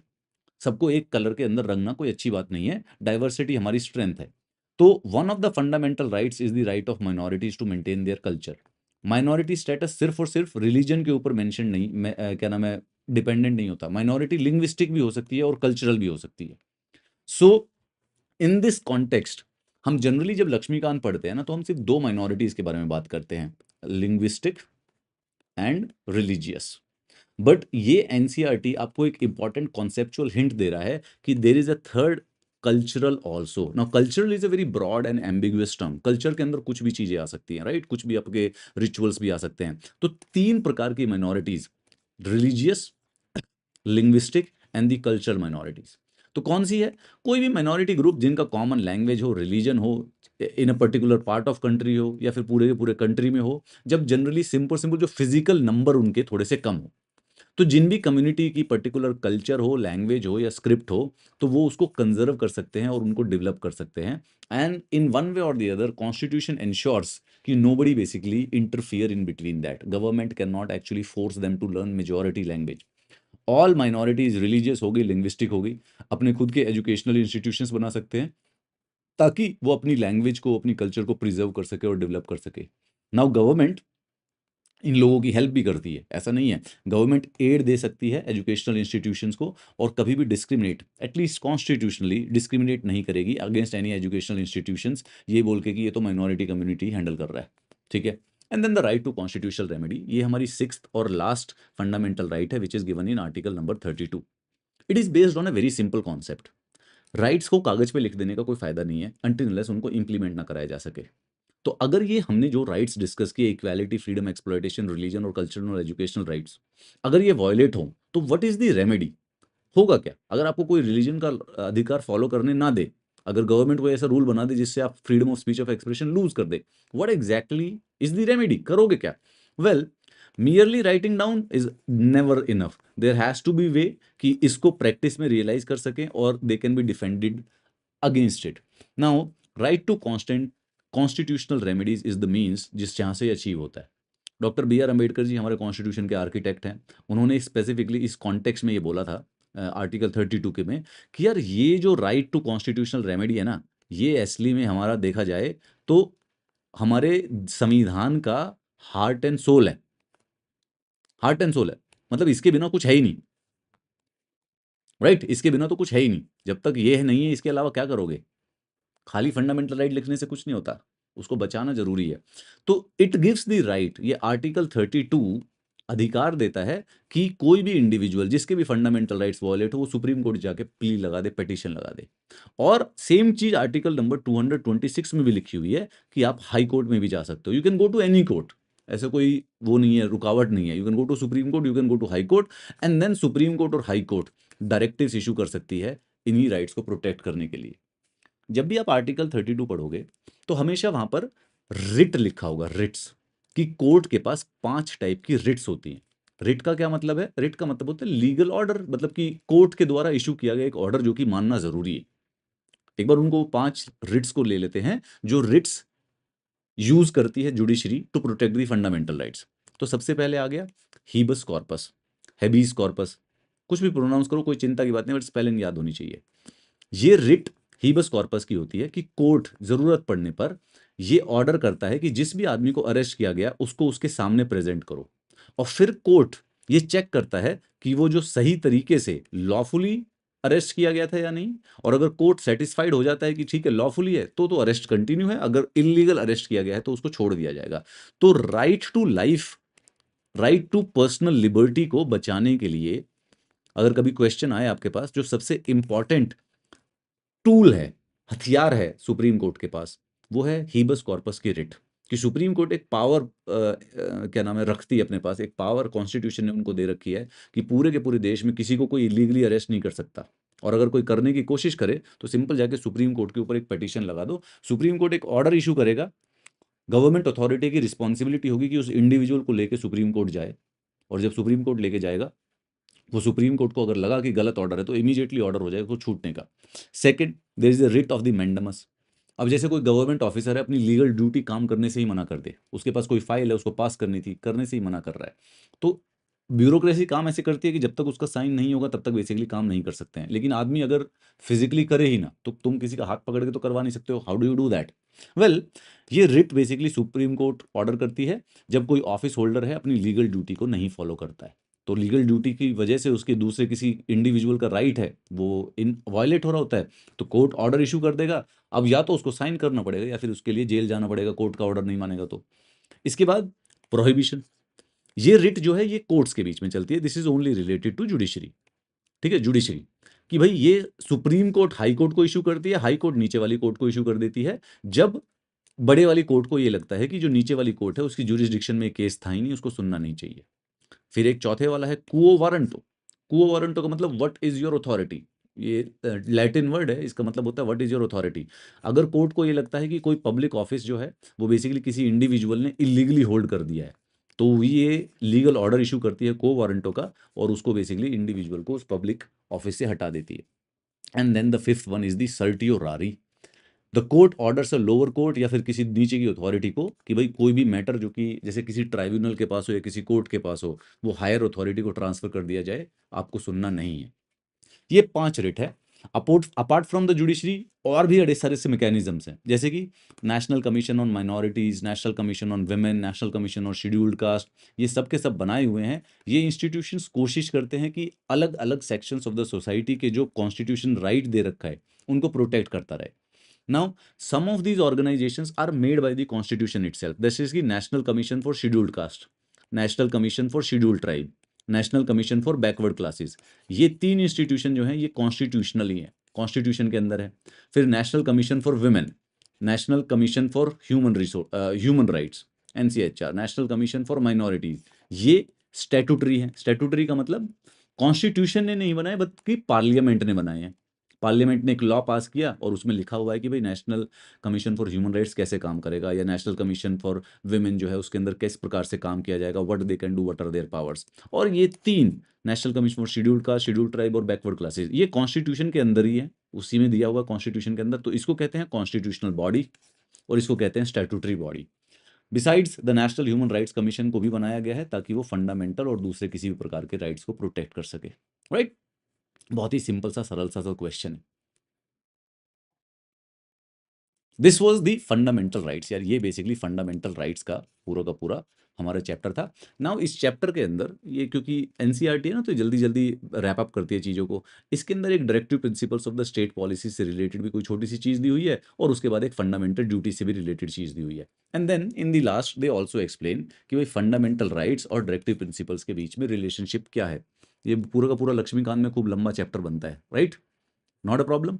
तो इसको छोटा सा देख लेते हैं, दिस विल बी डन। ये 5-5 मिनट का ही है, ज़्यादा कुछ कॉम्प्लेक्स मैटर नहीं है। इसको वैसे डीपीएसपी अच्छा खासा बड़ा चैप्टर है, एक्सप्लेन करेंगे। Directive principles of the state policy, this is given in the constitution part 4th। जिसको भी ये 4 वर्ड समझ में आ जाते हैं, उसको पूरा चैप्टर समझ में आ जाता है। बेसिकली स्टेट पॉलिसी का मतलब होता है कि पार्लियामेंट जो लॉज़ बनाता है और गवर्नमेंट जो काम करती है, उसको कहते हैं स्टेट की पॉलिसी। स्टेट की पॉलिसी के डायरेक्टिव प्रिंसिपल्स, वो वाले कोर बेसिक आइडियाज़ जिसके बेसिस पे स्टेट को काम करना चाहिए। तो कॉन्स्टिट्यूशन ने पार्ट 4th के अंदर कुछ प्रिंसिपल्स लिख दिए हैं। जैसे अगर आप एक स्टूडेंट है, मैं आपको बोलूँ कि भई सही सुबह सही टाइम से उठना, मॉक टेस्ट करना, सिंगल सोर्स फॉलो करना, रोज़ रिवीजन करना, इन चीज़ों को मैं प्रिंसिपल्स मान लूँगा एज़ ए स्टूडेंट के, यूपीएससी स्टूडेंट के प्रिंसिपल्स होते हैं। उसी तरीके से ऐसी कौन से काम हैं जो कि गवर्नमेंट और स्टेट को करने चाहिए? जैसे कि भई शेड्यूल्ड कास्ट और शेड्यूल्ड ट्राइब्स के वेलफेयर के लिए काम करना चाहिए, एनवायरनमेंट को प्रोटेक्ट करना चाहिए, विलेज पंचायत बनानी चाहिए, लीगल एड प्रोवाइड करनी चाहिए। अब इनको ऐसे लिस्ट में लिख दो, उनको कहते हैं directive principles of the state policy. ठीक है? सो certain policy direction were required. तो कॉन्स्टिट्यूशन ये नहीं चाहता था कि जो आगे की फ्यूचर की गवर्नमेंट हो, वो इसकी पॉलिसी डिसीजंस के वेट के नीचे दब जाए। तो ये पार्ट 4th में लिखे गए, they were not legally enforceable. Constitution के अंदर ऐड तो कर दिए, फंडामेंटल राइट्स लीगल हैं। लीगल का मतलब वायलेट होंगे तो हम सुप्रीम कोर्ट चले जाएंगे। डीपीएसपी भी लिखे हुए हैं, पर इनको इंप्लीमेंट ना करने के बाद हम सीधा कोर्ट नहीं जा सकते ये बोल के कि भाई ये इसको करवाओ। They are non justiciable. These are the part of the constitution that cannot be enforced by the judiciary. Context ये था कि ये करने की फ्रीडम देनी चाहिए, अपने आप जब जब मन करेगा उसको कर लेंगे। There is a moral force कि गवर्नमेंट को ये करने चाहिए। They expected that the people would hold the government responsible. तो separate list of policy include कर दिए कॉन्स्टिट्यूशन में। इनको directive principles of the state policy कहते हैं। तो एक प्रकार से देखा जाए तो primarily speaking they are saying कि डायरेक्टिव प्रिंसिपल्स 3 चीज़ों को वो करते हैं। Number 1, the goals and the objectives that we as a society should adopt. कुछ राइट्स जो इंडिविजुअल को मिलने चाहिए थे लेकिन फंडामेंटल राइट वाले चैप्टर में ऐड नहीं कर पाए, और कुछ ऐसी पॉलिसीज जो कि गवर्नमेंट को अडॉप्ट करनी चाहिए। That is it. Now you get some idea of the vision of the makers of our constitution by looking at the directive principles. Government time to time क्या करती है, कुछ zamindari laws abolition, zamindari abolition के laws introduce किए थे। Banks को nationalise किया था। फैक्ट्री लॉज को एनुमरेट किया था। मिनिमम वेजेस वाले जो लॉज हैं, ये सब के सब जो लॉज हैं शेड्यूल्ड कास्ट की अपलिफ्टमेंट के लिए, शेड्यूल्ड ट्राइब्स की अपलिफ्टमेंट के लिए, ये सब जो लॉज बनाए हैं गवर्नमेंट ने, एक प्रकार से वो डायरेक्टिव प्रिंसिपल्स को फॉलो करने के लिए बनाए गए। Right, right to education, panchayati raj institutions, right to work, employment guarantee programme जो है, मिड डे मील स्कीम्स, ये सब क्या है? These are all kind of DPSPs, एक प्रकार से डीपीएसपीज को फॉलो करने का तरीका। ठीक है। इसके बाद यार ये एक ही पैराग्राफ दिया हुआ है, fundamental duties of the citizens. ये part fourth A of the constitution के अंदर 42nd अमेंडमेंट 19 कॉन्स्टिट्यूशन में क्या करते हैं, अमेंडमेंट्स को काउंट करते हैं। जैसे पहली बार जब जिंदगी में कॉन्स्टिट्यूशन में अमेंडमेंट किया तो वो फर्स्ट कॉन्स्टिट्यूशनल अमेंडमेंट, फिर दूसरी बार किया तो दूसरा, तीसरा, चौथा, ऐसे कर करके जब देश ने 42वीं बार कॉन्स्टिट्यूशन में कोई चेंज करने की कोशिश की थी, आज तक ऐसे 106 बार चेंजेस कर चुके हैं हम कॉन्स्टिट्यूशन में। तो जो वो 42nd अमेंडमेंट था, उसने बहुत सारी चीज़ें इंट्रोड्यूस की थी कॉन्स्टिट्यूशन में, बड़े चेंजेस किए थे। उसमें से एक चेंज था कि एक लिस्ट दे दी थी fundamental duties of the citizens की। ठीक है, ये भी एनफोर्सिएबल नहीं है, मतलब कि नॉन जस्टिशिएबल है, जस्ट लाइक डीपीएसपी। तो एक प्रकार से देखो तो कॉन्स्टिट्यूशन ना लॉ होता है, constitution is equal to law. तो कॉन्स्टिट्यूशन में जो लिखा है वैसा ही फॉलो किया जाएगा, लेकिन 3 चीजों को छोड़कर। एक तो प्रियम्बल, डीपीएसपी और fundamental duties, they are there but kind of a guideline. उसके अगेंस्ट कोर्ट में नहीं जा सकते। बाकी जो हमारा कॉन्स्टिट्यूशन के अंदर जो भी लिखा है, अगर वो वायलेट हो रहा है तो हम उसके अगेंस्ट कोर्ट चले जाते हैं। तो ये कॉन्स्टिट्यूशन में सिंपल सी ड्यूटीज हैं कि यार we should abide by the constitution, country को डिफेंड करने की जरूरत पड़े, एक सिटीजन्स के बीच में हार्मनी फैलाओ, एनवायरनमेंट को प्रोटेक्ट करो। But constitution does not make the enjoyment of rights dependent on conditional upon fulfilment of duties. ये वाली बात ध्यान रखना। राइट्स और ड्यूटीज को रिलेटिव होते हैं अकेडमिकली, पर कॉन्स्टिट्यूशन में उसकी रिलेशनशिप नहीं है। कॉन्स्टिट्यूशन ये नहीं बोलता कि अगर ड्यूटीज फॉलो करोगे तो राइट्स मिलेंगे। Rights are protected on its own, fundamental rights हैं, दे वुड बी प्रोटेक्टेड। और ये लाइन बड़ी इंपॉर्टेंट है, इसको याद रखना। Enjoyment of rights not dependent or conditional upon the fulfilment of the duties. Duties follow करो, अच्छी बात है, लेकिन राइट्स आपके इंडिविजुअल हैं, वो मिलेंगे ही मिलेंगे। चेक योर प्रोग्रेस, प्रोग्रेस तो चेक करते रहेंगे हम। चलिए, अब एक लास्ट में कॉन्सेप्ट ये है कि यार फंडामेंटल राइट्स और डायरेक्टिव प्रिंसिपल्स के बीच में कोई रिलेशन एग्जिस्ट करता है या नहीं करता है, ये कॉन्स्टिट्यूशन के पार्ट 3 और पार्ट 4। देखो, अभी हम पहली बार पढ़ रहे हैं तो हो सकता है कुछ लगे ना इन दोनों के बीच में रिलेशन, बट मैं थोड़ा सा बताता हूँ। क्या है कि कभी कभी डीपीएसपी में कुछ ऐसी चीजें होती हैं जिनको करने के लिए अगर हम आगे बढ़ते हैं तो किसी प्रकार की फंडामेंटल राइट्स वायलेट हो सकती है। कैसे?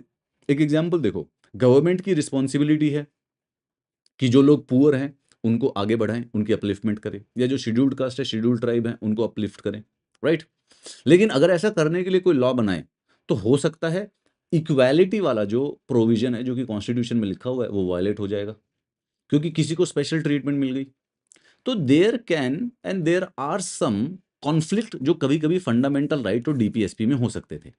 देखने पे तो ये कॉम्प्लीमेंट्री लगते हैं, लेकिन fundamental rights restrain the government for doing certain things जो कि डायरेक्टिव प्रिंसिपल चाहता है। जैसे देखो, डायरेक्टिव प्रिंसिपल्स के गोल हैं कि लोगों का वेलफेयर हो, सोशल इकोनॉमिक, लोगों का स्टैंडर्ड ऑफ लिविंग बढ़े, जो समाज के रिसोर्सेज हैं उनको इक्वली डिस्ट्रीब्यूट किया जाए, इंटरनेशनल पीस को प्रमोट किया जाए। इसके लिए बड़ी सारी सी पॉलिसीज हैं गवर्नमेंट फॉलो करती है। नाउ ये सब राइट्स हैं जो कि बेसिकली एक प्रकार से डीपीएसपी में लिखा है, लेकिन ये नॉन जस्टिशिएबल। नॉन जस्टिशिएबल का मतलब आप इनके लिए लॉ बनाइए, लॉ बनाने के बाद इनको इंप्लीमेंट कीजिए, लेकिन जस्ट बिकॉज कि ये कॉन्स्टिट्यूशन में लिखे हुए हैं इसके अगेंस्ट कोर्ट में नहीं जाया जा सकता है। So fundamental rights protect the right of the individual, whereas directive principles ensure the wellbeing of the entire society. अब सोसाइटी और इंडिविजुअल का जो टेंशन है या फिर जो कॉन्फ्लिक्ट है वो since the beginning of the civilisation है। कभी कभी कुछ ऐसी चीजें जो कि इंडिविजुअल के लिए अच्छी होती हैं वो हो सकता है सोसाइटी के लिए उतनी अच्छी ना है, और कुछ चीजें जो सोसाइटी के लिए अच्छी है वो इंडिविजुअल के लिए हो सकता है इतनी अच्छी ना हो। जे when government intends to implement DPSP, it come sometimes come in conflict with the fundamental right. And जैसे इसका ना सबसे बेस्ट एग्जांपल क्या है, गवर्नमेंट ने जब जमींदारी सिस्टम को अबॉलिश करने के लिए लॉ इंट्रोड्यूस किया तो सबसे पहले प्रॉब्लम क्या हुई, दीज मेजर्स वर अपोज्ड कि ये इंडिविजुअल के राइट ऑफ प्रॉपर्टी को वायलेट करते हैं। अभी सुनने में अच्छा लग रहा है, सुनने में अच्छा इन द सेंस कि ठीक है कुछ ही लोगों के राइट ऑफ प्रॉपर्टी तो वायलेट हो रहे हैं, पर कॉन्सेप्ट यही है कि गवर्नमेंट कुछ लोगों के भी राइट्स को वायलेट नहीं कर सकता। हावेवर कीपिंग इन माइंड कि सोसाइटी की जरूरत ज्यादा थी इंडिविजुअल इंटरेस्ट से, गवर्नमेंट ने कॉन्स्टिट्यूशन को अमेंड किया ताकि ये वाले लॉज पास किए जा सके। और ये कोई छोटा नहीं है, ये लंबा डिबेट है, ये 2-3 डेकेड का, मतलब 20 से 30 साल तक की बैटल चली थी लीगल वाली पार्लियामेंट और सुप्रीम कोर्ट के बीच में। गवर्नमेंट ये क्लेम करना चाहती थी कि यार राइट्स जो हैं फंडामेंटल राइट्स, इनको हम काट सकते हैं अगर हमें डायरेक्टिव प्रिंसिपल्स को इम्प्लीमेंट करना है। ठीक है, कोई भी राइट अगर वेलफेयर में हिंड्रेंस बनता है तो उसको हटा दो। ऑन द अदर हैंड जो जुडिशरी थी वो ये मानती थी कि फंडामेंटल राइट्स इतनी इंपॉर्टेंट हैं और सेक्रेड हैं कि अगर उनको लिमिट कर देंगे डीपीएसपी के लिए तो ये भी नुकसानदेह हो जाएगा। सो ये डिबेट चलता रहा, ये कॉम्प्लिकेटेड डिबेट रहा। This is related to the amendment of the constitution. Government चाहती थी कि भाई हम कॉन्स्टिट्यूशन का कोई भी पार्ट इम्प्लीमेंट अमेंड कर देंगे, चेंज करना चाहते हैं। कोर्ट ये कहना चाहती थी कि भाई अमेंड तो कर दो, ऐसा कुछ अमेंड मत करो जिससे फंडामेंटल राइट्स अमेंड हो जाए, राइट। फाइनली जो ये डिबेट था, ये सुप्रीम कोर्ट का एक केस है, बड़ा बहुत फेमस केस है, केशव नंद भारती केस 1973 का। ये 1973 में ये केस की जजमेंट आई थी। उस केस में फाइनली ये डिबेट सेटल हुआ। उन्होंने ये कहा, कोर्ट का फाइनल सुप्रीम कोर्ट की जजमेंट थी, उन्होंने कहा कि ठीक है, supreme court can sorry parliament can amend anything. उन्होंने ये जजमेंट दी finally, parliament can amend anything in constitution, कि ठीक है तुम फंडामेंटल राइट्स को भी अमेंड कर सकते हो ना, can amend anything in constitution, but कुछ बेसिक फीचर्स हैं कॉन्स्टिट्यूशन के जिनको कोई भी अमेंड नहीं कर सकता, certain basic features, and these can not be change by parliament. तो ये वैसे अभी तो इन्होंने बिल्कुल इंट्रोड्यूस कर दिया, लेकिन इसको तो बिना डिटेल में पढ़े काम नहीं बनेगा। अपना चैप्टर नंबर 9 है constitution as a living document which is related to the amendment of the constitution, उसके बारे में पूरा का पूरा पढ़ेंगे, तब आएगा पूरा का पूरा मजा। बाकी क्या होगा, इतना ही था, पढ़ के देखते हैं। In the writings of the Jyotirao Phule, a radical socialist reformer from Maharashtra, we find one of the earliest expression of the view that the rights include both freedom and equality. During the national movement, the idea of rights was further sharpened and expanded to constitutional rights. हमारा constitution reflect करता है उसी tradition को, और 1950 से लेके अब तक जुडिशरी ने काफ़ी इंपॉर्टेंट काम निभाया है राइट्स का प्रोटेक्टर होने के लिए। जुडिशियल इंटरप्रिटेशन है expanded the scope of rights in many respects.